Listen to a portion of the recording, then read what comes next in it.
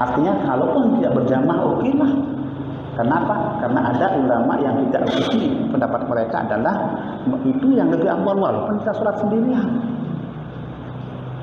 Jadi kita putuskan, saya lebih baik sholat sendirian saja, tidak ikut ini. Sendirian. Artinya itu lebih afdal menurut sebagian ulama. Artinya apa? Artinya ada ulama yang kita panuti ya ketika kita mau melakukan sholat sendirian, tidak pakai berjamaah. Sepanjang ada kemungkinan ada teman kita berjamaah, itu memang lebih bagus walaupun satu orang. Tapi kalaupun tidak ada, ketimbang kita berjamaah sama imam yang kayak tadi, jamaah dengan imam kayak tadi, sebagian ulama mengatakan lebih bagus sholat sendirian.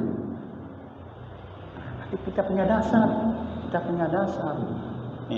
punya dasar bahwa sholat sendirian itu lebih afdal dalam kondisi seperti itu. Nah, malah ini yang mengatakan qalahu syaikhuna tab'an li Syekh Zakaria rahimahullah taala. Ini ulama besar yang punya pendapat seperti itu, yang justru lebih afdal sholat sendirian. Ulama besar yang mengatakan gurunya para ulama namanya Syekhul Islam Zakaria Al-Ansari. Itu guru daripada gurunya pengarang kitab ini. Nah, guru daripada pengarang kitab ini adalah Imam Ibnu Hajar Al-Haytami. Imam Ibnu Hajar Al-Haytami itu gurunya adalah Syekhul Islam Zakaria Al-Ansari. Dan itu yang berpendapat, artinya kuat pendapat seperti itu. Ya udah. Ya, karena ini harus hati-hati di dalam memilih imam. Kalau orangnya tidak baik, dia suka dia korupsi misalnya, orang salah misalnya korupsi, yang suka korupsi, saya sudah jadi yang macam orang itu. Dan itu adalah ahli maksiat, walaupun dia bagus bacaannya dan seterusnya. Nah, kemudian wakalah lawakana la ya'taqidu wujub wa ba'dul arkani aw syuruti wa in atabiha di anha yaqsu bihan nafliyata wa mubtilun indana. Nah, kalau misalnya ada imam yang dari mazhab Hanafi, imam Hanafi ya, imam yang dari kelompok mazhab Imam Hanafi, bahwa ada perbedaan dengan yang kita Imam Syafi'i. Misal dalam Al-Fatihah, surat Al-Fatihah menurut mereka ya tidak termasuk bacaan Bismillahirrahmanirrahim menurut mereka. Sementara kita yang Syafi'i itu termasuk bagian daripada surat Al-Fatihah. Bismillahirrahmanirrahim itu merupakan bagian daripada surat Al-Fatihah. Nah, karena kita tahu bahwa dari mazhab Syafi'i ya, dari mazhab Hanafi imam ini, maka lebih baik kita hindari untuk berjamaah di sana. Ya, dengan mereka imam yang seperti itu, yang berasal dari mazhab yang tidak membaca Bismillahirrahmanirrahim pada awal surat Fatihah, karena mereka menilai ya bahwa ucapan Bismillahirrahmanirrahim atau kalimat Bismillahirrahmanirrahim bukan merupakan bagian daripada surat Al-Fatihah. Kita mazhab Syafi'i, Imam Syafi'i ya, dan pengikut-pengikutnya termasuk kita ya, menyatakan bahwa Bismillahirrahmanirrahim merupakan salah satu ayat daripada surat Al-Fatihah. Itu beda. Nah, sementara banyak ada beberapa yang kita tahu ya, kita mazhab Syafi'i yang mengikuti Imam Syafi'i yang menyatakan bahwa ayat Bismillahirrahmanirrahim merupakan salah satu ayat dari surat Al-Fatihah. Itu kan? Nah, terus ada kadang-kadang ya, karena mungkin ketidaktahuan pulang haji dari Mekah jadi imam, tidak dia baca Bismillahirrahmanirrahim, yang itu di sini tidak boleh ya, karena kita adalah mazhab Syafi'i ya, boleh ya. Jadi karena kalau Masjidil Haram kan imam itu membaca basmalah atau bismillahirrahmanirrahim itu secara sir. Secara sir dia baca, cuma enggak jahar dia, enggak nyaring dia baca. Tak apa-apa. Ya, enggak apa-apa. Tapi kadang-kadang orang begitu pulang dari Mekah, benar-benar enggak baca dia jadi imam di sini, enggak boleh. Ya. Ya, dia sudah baru dari Mekah, karena enggak punya ilmu, itu orang tandanya orang enggak punya ilmu. Ya, pulang-pulang dari Mekah jadi imam, alhamdulillahirabbil enggak mulai dari bismillah sah. Enggak sah salat kita itu. Karena dia dari mazhab Syafi'i. Ya, kan umumnya kita mazhab Syafi'i di sini di Indonesia ya. Di Pulau Lombok ini ya, Imam Syafi'i pulang-pulang dari Mekah, di imam di Masjidil Haram, enggak dia dengar, enggak perhatikan dia baca bismillahirrahmanirrahim secara sir, pulang-pulang di sini jadi imam, langsung dari alhamdulillah, enggak sah. Ya enggak baca bismillah. Iya, karena dia anggap dia orang enggak baca di sana, baca dia baca. Ya, memang di sana dia baca, harus mereka baca. Sudah diajarkan, sudah diharuskan mereka oleh pemerintah di sana baca itu supaya karena makmumnya orang banyak macam beragamnya, mereka baca tapi secara sir lewat bismillah, alhamdulillah gitu. Itu dia, ini persoalan kita di sini. Nah, itu yang terjadi. Itu yang ketiga. Yang keempat adalah au kawanil qadili di masjidin muntayaqanin hillu arbihi au madibanihi. Nah, atau masjid di mana ya, di sana banyak jamaahnya, tapi masjidnya yang bermasalah. Kalau tadi kan imamnya, masjidnya bermasalah. Bagaimana yang dimaksudkan masjid bermasalah? Ini masjidnya ternyata masjid itu kita ragukan adanya bagian dari tempat bumi yang tempat membangun masjid itu ada yang kurang halal. Nah ini ada yang kurang halal. Jadi mohon, artinya kita perhatikan, sangat perhatikan. Kalau ada bagian daripada masjid itu walaupun sedikit, itu kurang sah caranya kita panitia misalnya arogan misalnya, itu pernah terjadi dulu waktu yang di Kediri tahun 74 Masjid Kediri yang sekarang, waktu itu dulu ada tanah di sebelah selatan itu keambil, tidak banyak juga, kurang lebih semeter lah, tanpa menghalalkan pada orang yang punya. Pada panitianya arogan pada waktu Masjid Kediri yang sekarang itu dulu tahun 70-an. Nah, sehingga apa yang terjadi pada saat itu? Yang terjadi adalah Tuan Guru Hafiz di Kediri yang sebelah selatan itu di pedalaman memfatwakan bahwa haram hukumnya kita sholat di Masjid Kediri. Nah, itu. Kalau ada kita tahu masjid yang dibangun ada bagian tanah tempat bangunnya itu yang diragukan kesahannya, kehalalannya. Nah, kalau benar-benar sudah selesai persoalannya. Benar-benar itu hukumnya itu namanya adalah tanah ghosab, tanah rampasan, tanah maling, di maling. Nah, kalau ada tanah yang sebegitu itu, ketika kita sholat di masjid kita yakin ini ada tanah yang tidak sah mana-mana semeter misalnya itu, apa hukum sholat di sana? Nah, hukumnya sholat tempat masjid itu, masjid yang seperti itu sah si sholat kita, tapi haram hukumnya dan sholatnya tidak diterima. Tidak akan diterima oleh Allah Subhanahu wa taala kalau kita sholat di masjid, walaupun ada semeter yang ikut. Yang benar-benar itu adalah tidak halal cara memperolehnya. Ulama memfatwakan itu adalah hukum sholat di sana sah, cuma hukumnya haram dan pasti tidak diterima sholat kita di sana. Makanya bagaimana kalau umpamanya yang diragukan tanahnya, kesahannya diragukan tanahnya itu bagaimana? Nah, itu maksudnya di sini. Kalau ada yang masjid yang diragukan kehalalan tanahnya sebagian, walaupun sebagian, itu lebih baik kita hindari untuk sholat di sana secara bersama. Kalau ada masjid lain yang kita benar-benar yakini semua tanah tempat dibangun itu halal, itu lebih baik walaupun sedikitan jamaahnya, gitu.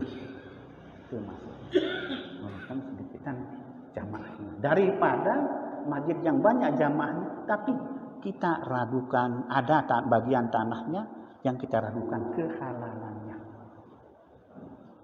Makanya itu ini bangun masjid itu bukan hanya bangun masjid, sebenarnya termasuk bangun rumah. Ini dia, masuk bangun rumah. Jangan sampai rumah yang kita bangun ada bagian tanahnya yang diragukan kehalalannya, termasuk di tetangga misalnya, kan di tetangga waktu tanah dulu ada tanah tetangga mungkin yang tidak secara kurang ngesah tetangga itu seorang halal, itu maksudnya yang itu. Sehingga kalaupun kita sholat di rumah atau di masjid yang semacam itu, sholat kita sah secara syariat, secara fikih, tetapi hukumnya haram dan pasti tidak diterima sholat kita. Hati-hati. Itu perlu hati-hati kita. Jadi bangunan itu sangat itu menentukan, sangat menentukan. Jadi artinya tanah tempat kita bangun rumah, bangun masjid itu adalah benar-benar kita yakini kehalalannya. Ya, jadi rumah kita besar, cuma segini yang bermasalah dengan tetangga, itu misalnya cuma sejengkal, itu semuanya rumah itu menjadi hukumnya sama. Jadi hukumnya sama dengan kalau najis, najis ada di sini najisnya, kan tak sah kita sholat dalam memakai kain yang najisnya ada di sini. Kan sedikit aja, ya, tapi kan najis semuanya tidak sah semuanya itu kita pakai gitu. Sama dengan itu juga, ya, tidak halal segini yang tidak halal, nah itu dia. Nah, semua segini aja tidak halal misalnya, ya, terus gimana? Ya. Rintisannya, misalnya kalau tanahnya sudah pas, bisa. Oh. Jatuhnya air itu sampai ke tanah tetangga. Itu tidak sampai menyebabkan seperti tadi. Nah, sholat kita, nah, itu kan itu kan bukan tanah, bukan rumah. Ini rumah sudah jadi bangunan. Itu persoalan sosial itu yang.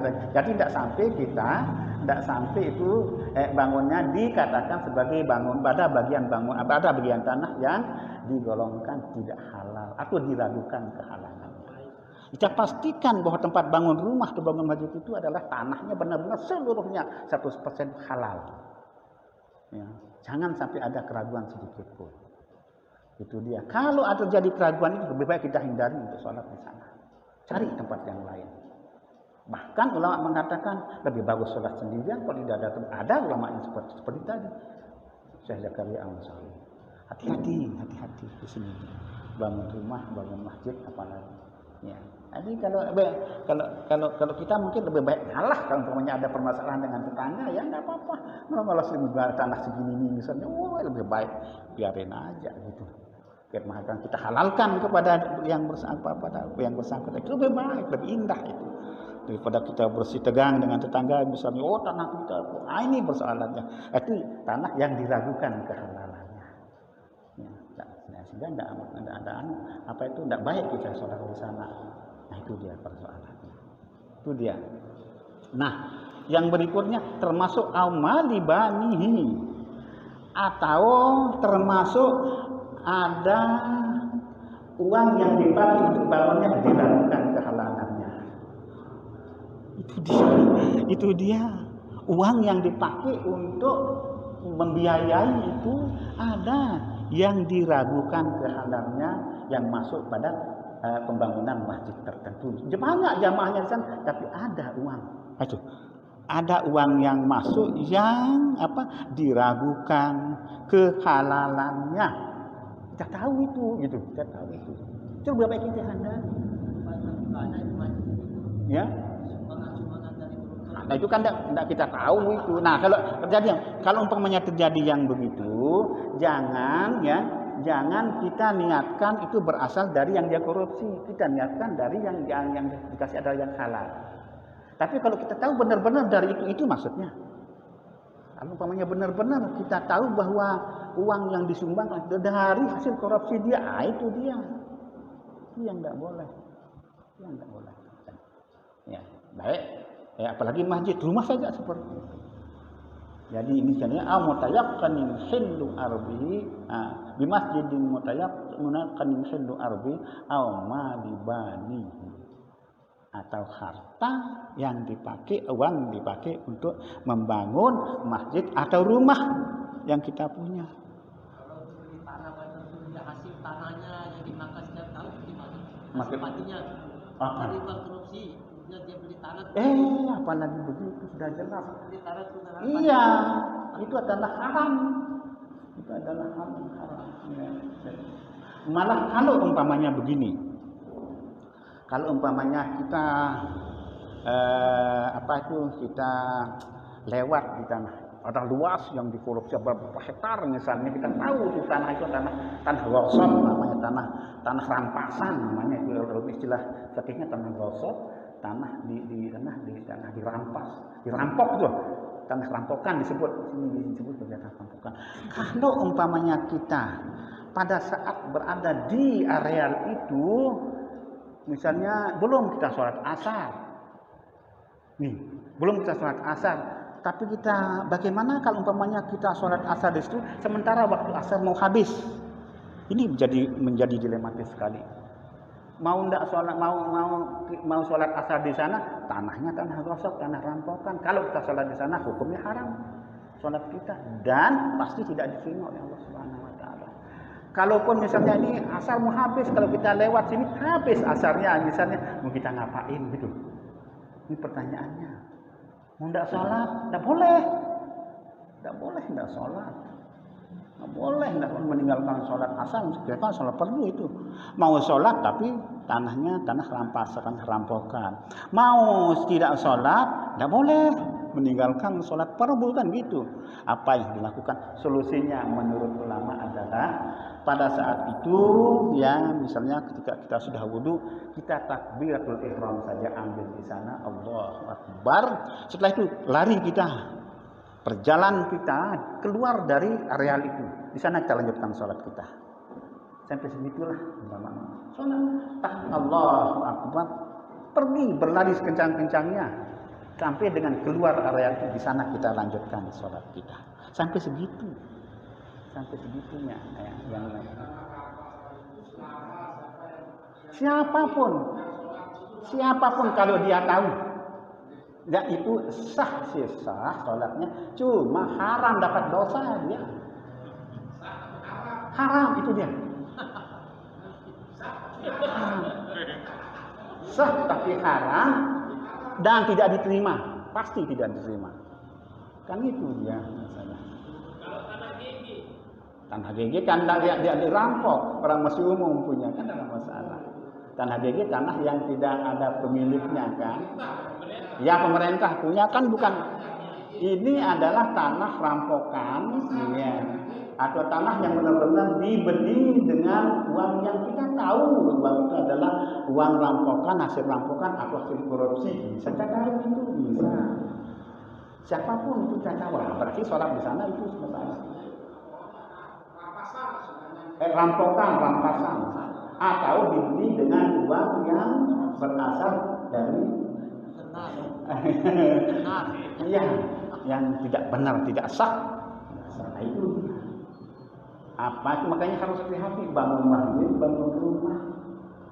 Kita pilih. Ya makanya orang kadang-kadang bilang, kita pakai aja uang-uang yang jelas-jelas itu pakai bangun rumah, kan juga tidak apa-apa daripada kita beli makanan. Tidak, sama saja itu. Sampai mati pun itu. Iya, itu sampai mati itu. Sama dengan orang beli sawah terus nanam padi sampai mati. Itu dia. Kan itu kan sampai mati kita itu. Kita sholat di sana kan sampai mati kita. Sah sholat itu tapi haram hukumnya dan pasti tidak diterima oleh Allah. Itulah yang terjadi dulu tahun 72-73 yang ada di Kediri. Tuan Guru Hafiz dulu berfatwa, pecah Kediri waktu itu. Tuan Guru Ibrahim, kamu dipanggil lah Tuan Guru Hafiz yang paling senior dia itu. Iya. Tuan Guru Hafiz berfatwa bahwa Sholat di Masjid Kediri itu hukumnya haram meskipun sah dan tidak diterima sholatnya. Itu tahun berapa? 14. Sehingga waktu itu kita itu sholat Jumat di masjid yang lain di luar Kediri waktu itu. Kita ke sana, murid-muridnya termasuk yang itu. Padahal yang mondok di dekat masjid itu, di dekat masjid Kediri yang sekarang itu. Beliau keras kalau yang itu. Dalilnya ini sangat. Di kitab ini ada dalilnya. Maka beliau itu sudah keluar dari Masjid Kediri untuk melaksanakan sholat Jumat masuk kita itu karena fatwanya jelas. Ya. Sampai dipanggil oleh gubernur dulu waktu Gatot Suherman kalau tidak salah. Tuan Guru Ibrahim, ayahnya Tuan Guru Safwan yang sudah namanya Tuan Guru Karim, panggil oleh Tuan Guru Hafiz waktu itu. Mari kita diskusikan. Datang dia, tapi tidak diam semua mereka. Diajukan Tuan Guru Hafiz itu kalau ngomong masalah hukum kita tegas sekali. Dia bawa kitabnya, ini kitabnya, baca, keplakan di meja. Baca kitab ini. Anda punya enggak kitab ini?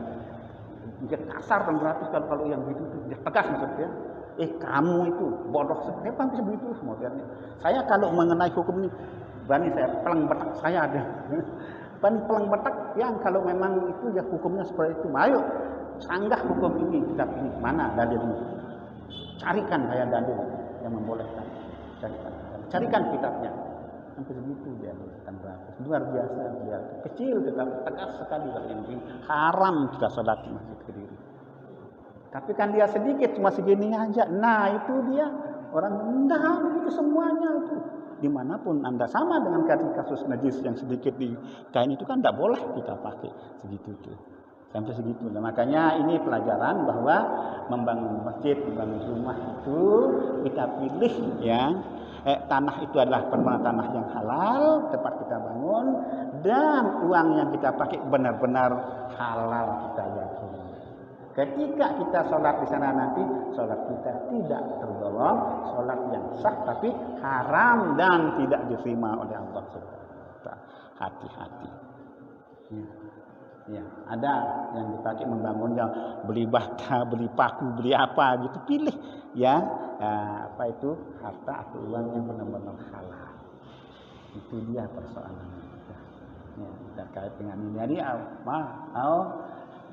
mutayakkanin hillu ardi amma dibani. Ya. Jadi ada pertanyaan dengan ini?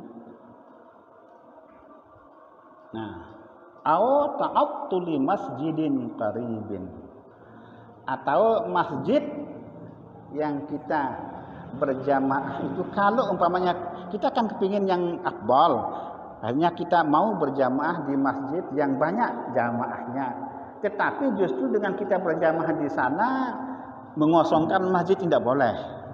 Artinya lebih baik kita walaupun di sini sedikit jamaah kita berdua bertiga itu lebih abal daripada kosong.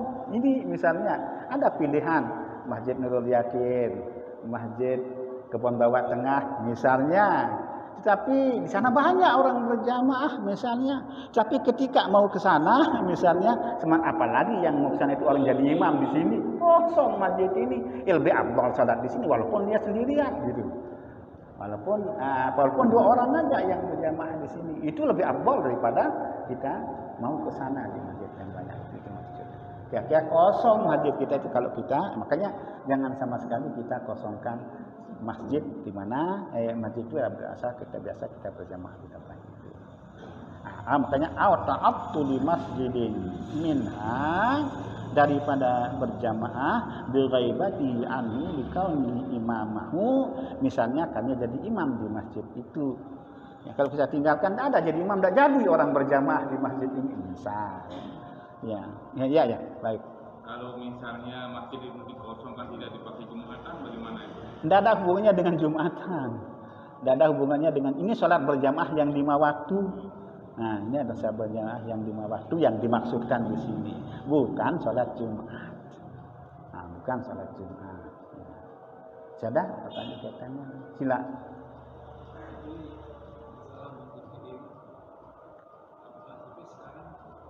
Ya, oke.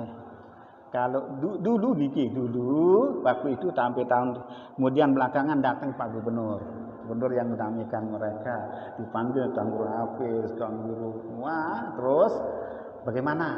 Akhirnya waktu solusinya adalah dibayar tanah yang sedikit itu punyanya tanah keluarganya Tuan Guru Hafiz dalaman itu yang sebelah selatan. Dibayar, didamaikan lewat itu terus dibayar oleh panitia pembangunan masjid itu pada saat, sehingga setelah itu selesai persoalan pada saat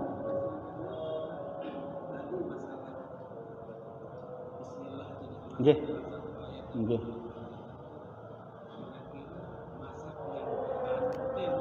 Bagaimana? Oh, itu mazhab Hanafi yang begitu tuh. Kalau mazhab Maliki tetap ya baca bismillah tapi sir dia baca. Pada masalah. Kalau kita kan jahal ketika itu salat jahal. Itu mazhab Hanafi yang tidak menyatakan bahwa bismillahirrahmanirrahim bukan merupakan salah satu ayat dalam surat. Baik, sila.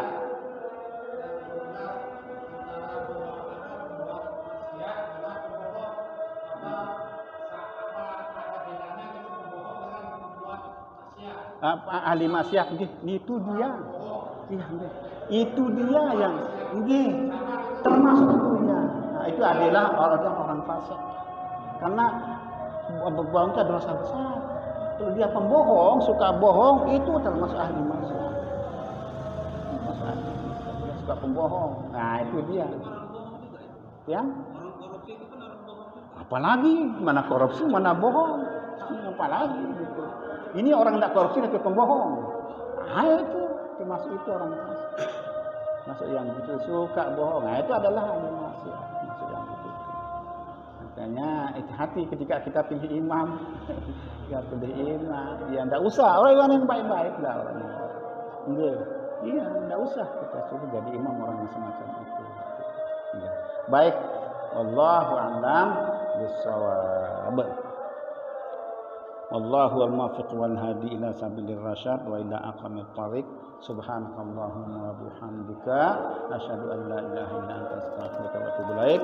Wassalamualaikum warahmatullahi